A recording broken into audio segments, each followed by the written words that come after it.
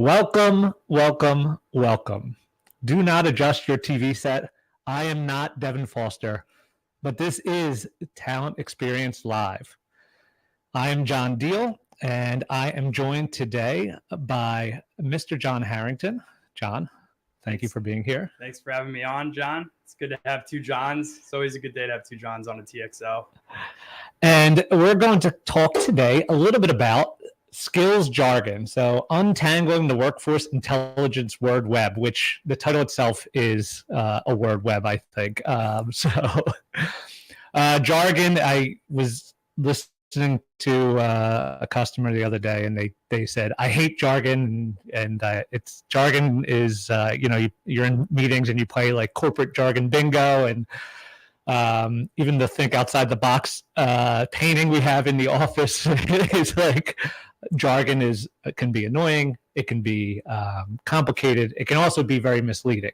Yeah, and distracting from why these words even exist in the first place, and taking meaning away from them when too many words are being thrown out there with not enough definition around why they're important and what they actually should be taken into account for. So the whole point of today's episode is to, as the tongue twister title indicates, untangle it a little bit and get to the facts of why these words exist and what they mean, and what people in the talent management type capacity or even talent acquisition can take away from them, and how can that impact strategy, decision making, and future objectives being met.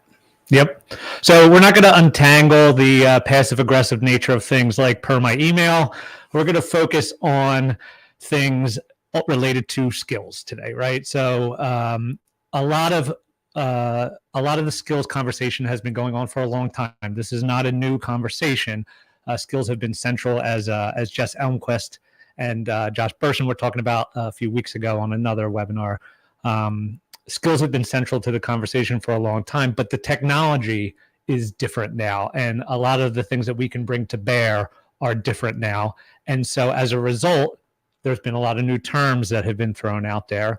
And so that's where we're going to focus our efforts today, is trying to shed light on some of that, trying to demystify the jargon of skills. And so I think the first thing we want to talk about here, John, is something that appears a lot in a lot of the HR tech copy that's out there. And this is agility and mobility. So let's talk about agility and what that means. Sure. Yeah. And distinguishing it between mobility. When you think about agility, talent agility specifically, it's the ability to adapt, to change, and to do it in a very proactive and organized way, and not in a reactive, bootstrapped way.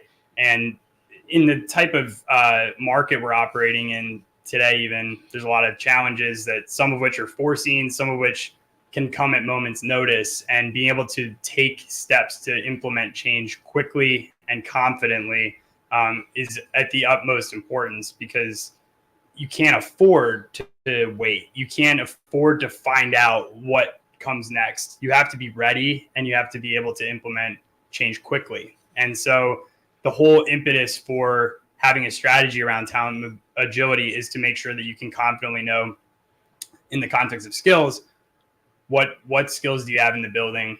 What skills do you need to be able to put into practice in certain scenarios? And how can you make shifts happen that take that context into account?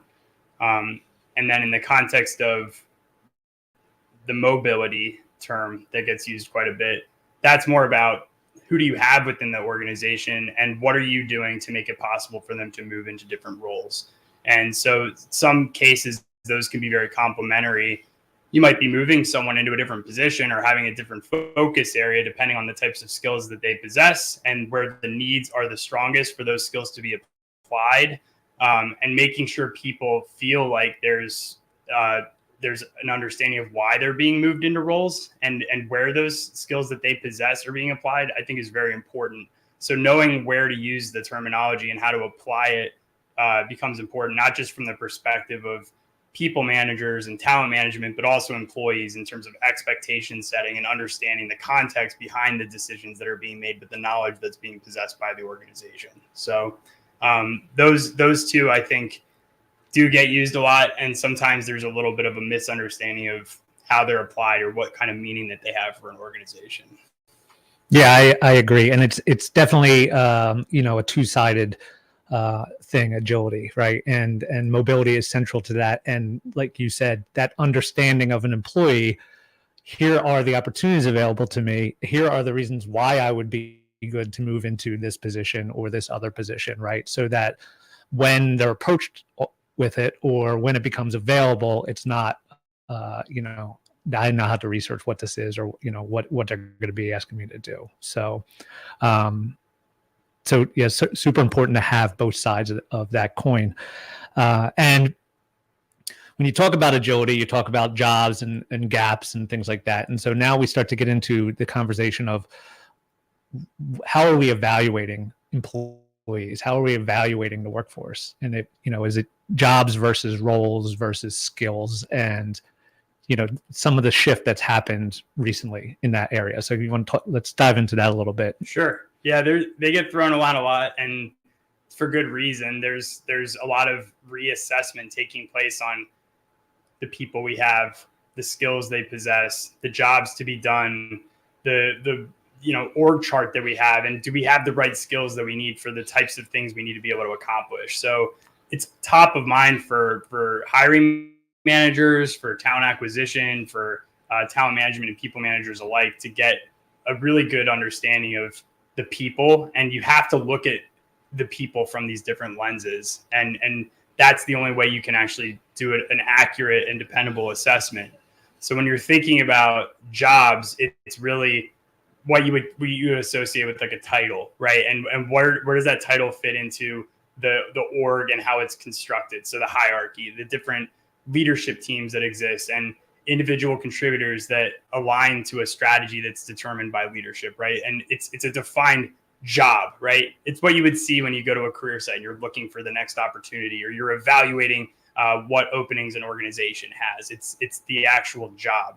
But every job has roles, right? Everyone has a thing that they do when they show up for work and a responsibility that they have to follow through on something that's expected of them, right? And in some contexts, that's one or two things, depending on the type of job that it is. But if it's a more senior role with a lot more of a potential impact on the organization, there could be a plethora of roles that a person has, and that can actually change and deviate over time depending on the demands being put on an individual from the business.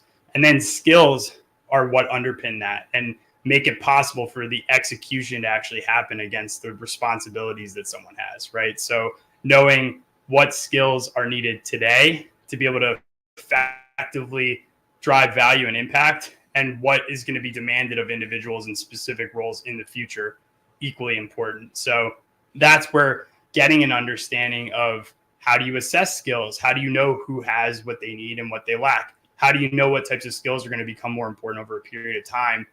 All of that underpins the value that a contributor in a job with specific roles and responsibilities are able to apply in their day-to-day. Yeah. And so, as we've kind of shifted from this job-centric approach to use some more jargon, skills forward or skills first, that's where we're starting to see some of the new technology that's out there. And so, taking a step back, I think historically the problem has been, okay, we understand the importance of skills, so now we need to figure out how do we attribute those skills to the jobs we have in the organization, because we know jobs and we know skills, but how do we get the two together? And so there's been a lot of different approaches out there. You have skills databases, you have skills taxonomies, you have skills ontologies, you have skills architecture. So why don't you kind of take us through that journey? Let's start at like the database level. What does that mean from an organization perspective? And then from as you mature up the technology ladder, what are the differences? Sure. So today, organizations' approach to skills is not a one-size-fits-all approach. There's different ways that perception of skills is understood. There's different ways that it gets documented. There's deviations in how that gets drawn upon for inference and decision making. And at the most basic level, it could be captured in a database, right? And in that context, it's a place where it's stored and where it's accessed and where it's updated, but there may not be a rhyme or a reason to how that data is organized, right?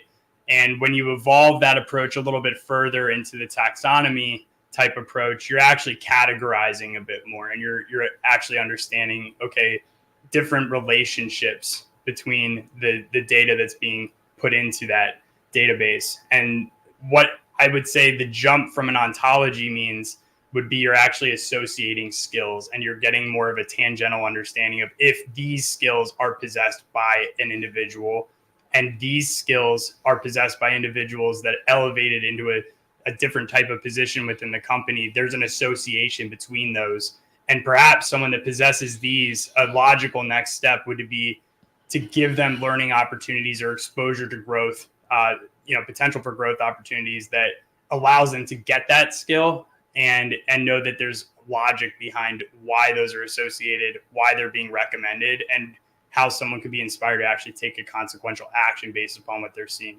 And a dynamic skills architecture stays up to date with that type of interaction between an individual and learning opportunities and taking advantage of those and getting endorsed by peers or leadership for actually having and possessing those skills and putting them into practice.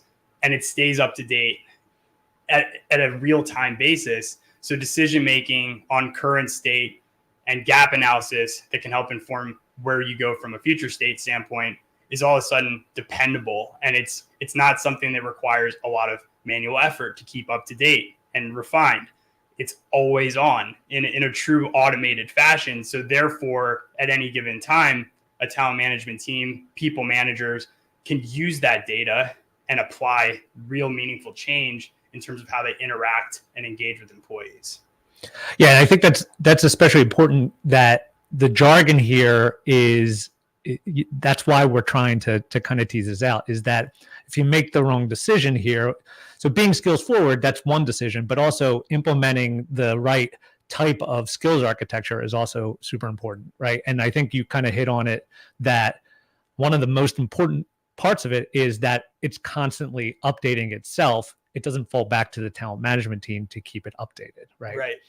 So, and then the other thing is, from an ontology standpoint, is the relationship, right? And those are relationships that if you sat down with a spreadsheet or a pen and paper or something like that, you could try maybe for the next decade and probably not tease out the same relationships that the large amount of data that goes through these models will tease out, right? So it's just, that's the purpose of leveraging the AI into the skills architecture.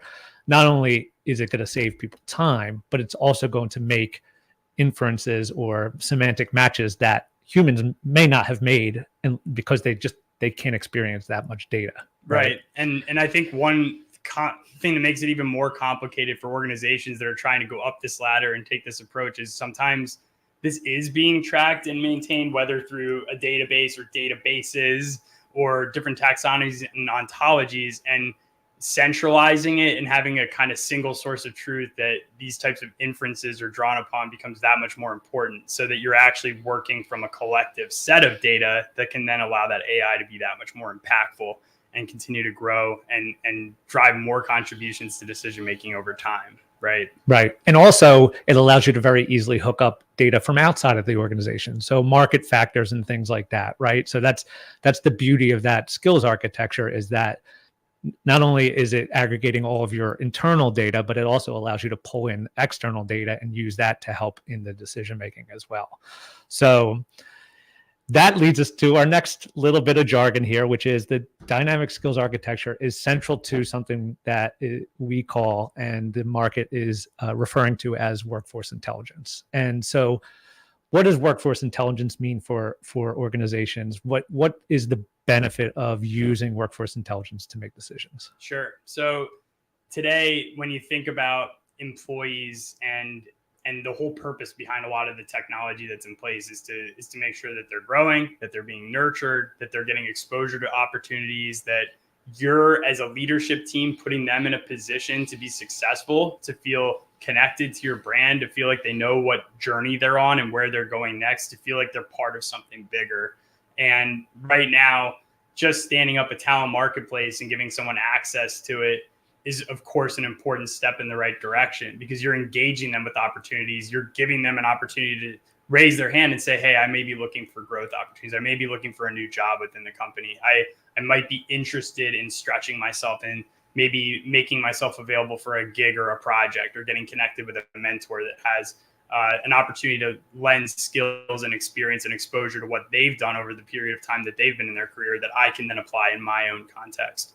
But what's missing from a lot of that is the other side of the coin, which is, what are the people managers that are responsible for those employees? What is the talent management team that's responsible for the organization overall? What are they doing with the data that's being gathered as an employee interacts and engages with the talent marketplace and all the complementary technology that can be made available through it to upskill and evolve and help them grow and develop? And so this is a really complementary component that's basically delivered through what we refer to as employee relationship management, where you're getting a go-between to be able to use the data, the context, and what AI can deliver in form of recommendations to help support and know at any given point in time where your employees are, where they can be, and what you can do to play an instrumental role in getting them there. And it can lend itself to decision-making processes as far as successors, for roles that you have that are mission critical, and God forbid they get vacated. What's your next step, and why are you taking that next step, right? So the context that's afforded in that scenario is lended to through workforce intelligence, and it draws upon a dynamic skills architecture to help make those decisions that much more impactful and easy to implement. Same with skills gap analysis. How do you know who's possessing specific skills within the organization, in what roles, and where do you need to actually go to inform talent acquisition, possibly to go out and find those skills where you don't see opportunities to grow them from within, right? And knowing that that's a dependable set of data that you can make that kind of determination from and take that consequential action with. So workforce intelligence is bringing together employees, managers, talent management into a true trifecta to really make these decisions and do them in real time on an ongoing basis. And they can also have corresponding impact on performance and how you're evaluating whether the people you're putting in a position to be successful are in fact having benefit from the decisions you're making.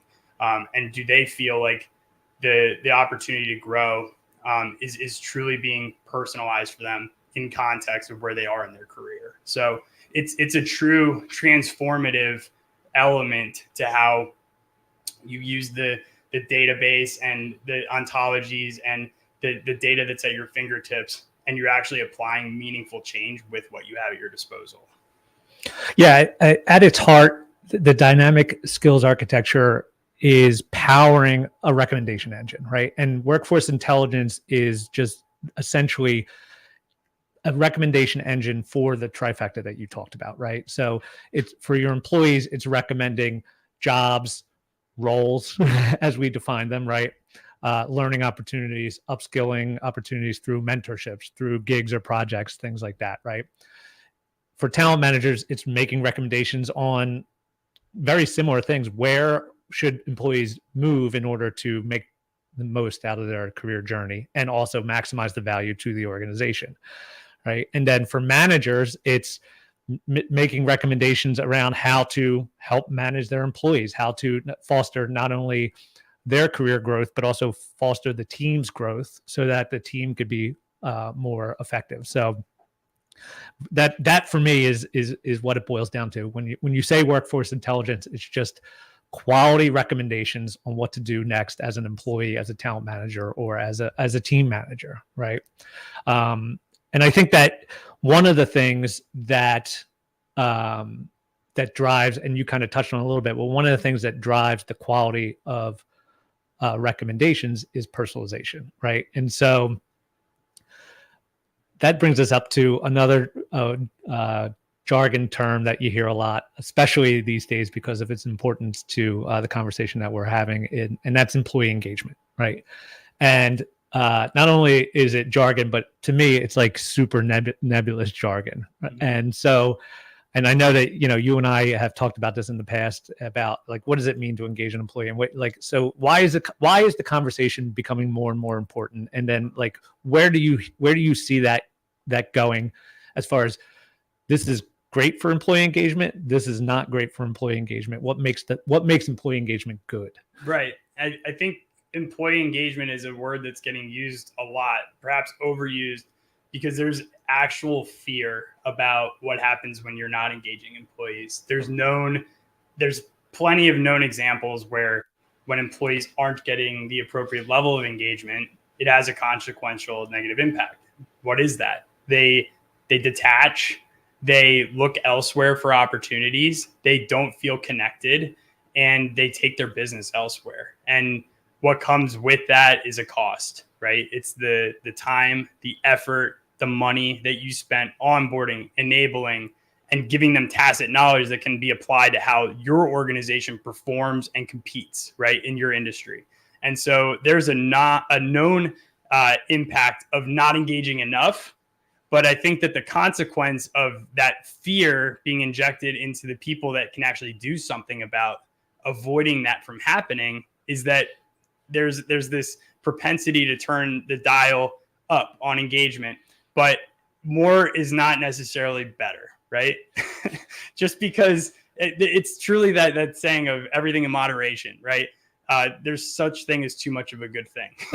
And so more pizza parties, for example, that's engagement, but is that going to save people from leaving a company? Right. More outings with the team, right?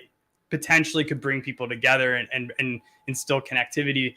But the more you multiply these types of activities and things, is it really making a true difference in a person's day to day and what their perception is about them, their role, their contributions to the business, their growth trajectory, and how connected they feel to your brand, enough to want to stay and actually make a long career of their time within your company. So this is where we're at that crossroads where organizations know you can't get away from engaging your employees, but it's also known that employees demand a very personalized type of engagement that's very catered to who they are, where they are, what they aspire to do, what's next for them, what types of things they can actually bring to the table for the organization where maybe they're not currently being demanded to apply themselves, and actually finding a way to bridge that gap with personalized recommendations that make sense in context. And so having the ability to draw inferences from data and giving people managers and talent management a go-between to be able to analyze, assess, get recommendations, and take consequential action. You can see where this is going. It's putting people in a position to actually engage, but engage appropriately, right? With the right types of engagement that actually feel right to the employee. Yeah. And there's also this element of employee marketing, right? Where, there's a certain amount of touch points that you should be having with an employee. More is not always better, right? It's the quality of the touch points you're having.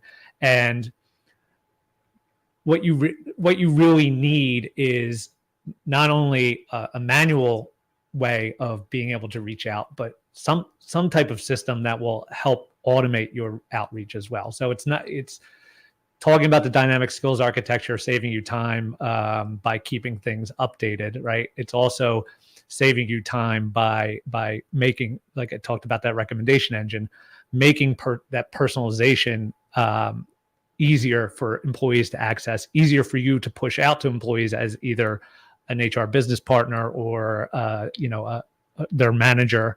I think that's a big part of it too. I mean, I wouldn't say like do away with the free T-shirts because I'm a big fan of those, but making it contextual to their job, making spending time with your employees, with your colleagues is always good, but spending time with colleagues that can potentially help you move in your organization and knowing that going into an engagement versus that guy's title is something that I want, or is it even related to what I want to do, right? Before you sit down and you're drinking coffee and you waste of time for you, a waste of time for somebody else, right?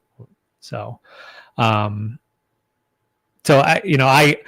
have always been real passionate about the how you engage. And I wholeheartedly agree with you that it's quality over quantity for sure. Yeah, and hopefully, just listening in today, some of the terminology that gets thrown around, we've started to glue it together. And I think the order that we went in even shows that some of this stuff builds upon one another. The more you have an understanding of how your organization is approaching jobs, roles, and skills, how you're putting a foundation in place to actually assemble data, make determinations from what it's telling you, take consequential action, measure impact, right?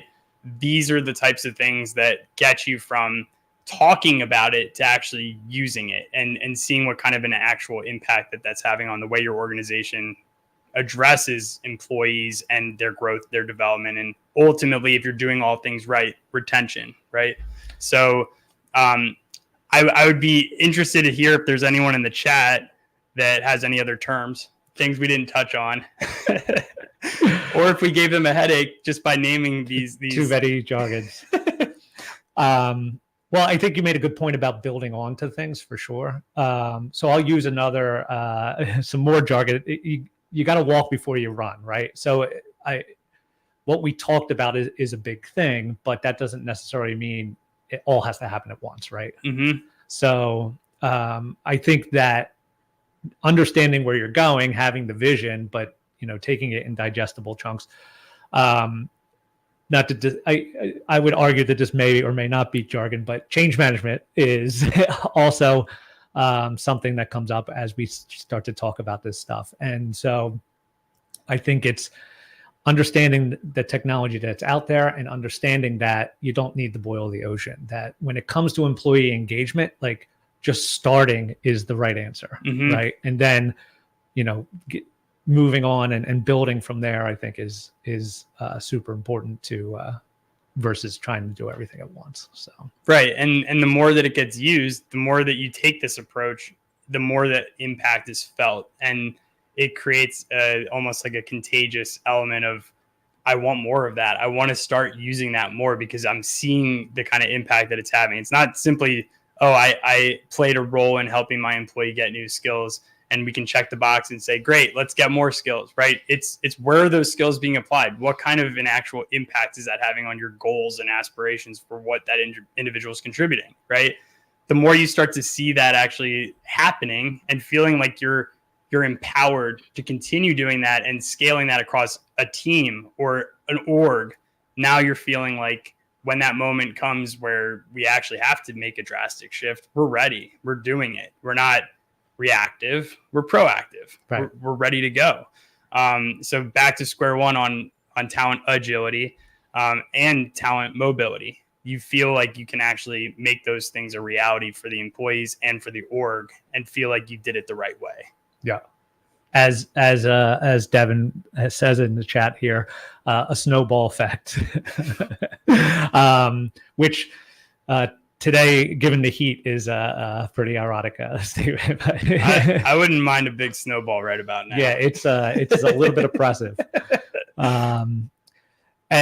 So just in closing, one more thing that I think is important to mention here is that dynamic skills architecture is central to workforce intelligence and talent management.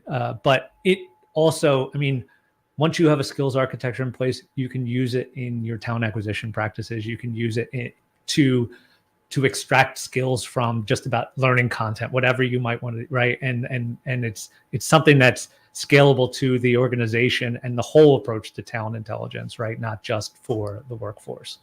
So I think that hopefully we have illuminated a little bit more about what it means when people say these terms, about what you should pay attention to when people talk about the things that they're bringing to bear from a technology perspective, and where you can challenge directly on, is this going to stay up to date? Is it going to take into account multiple data points, right? How is this going to keep me from having to sit down with my spreadsheet or with my databases and keep doing the work over and over again, right? That's ultimately where you want to end up. Right. And I think we touched on it a few times in the conversation, the the ability to ingest data from other sources, the ability to centralize the data that you're using to draw these determinations and make decisions. The more that you bring it all together, the more your organization can feel the impact of that, right? That makes it possible for a talent management and talent acquisition team to really truly work as a team and make decisions together based on the people that you have and the people that you're bringing in, and why are you bringing certain people in? Why are you making decisions about what you do with the people you have? And I don't feel that is consistent with most organizations. And I think that this kind of an approach really helps truly bring teams, tools, and technology and approaches together to make bigger impacts. So it's exciting stuff. And the jargon means something at the end of the day.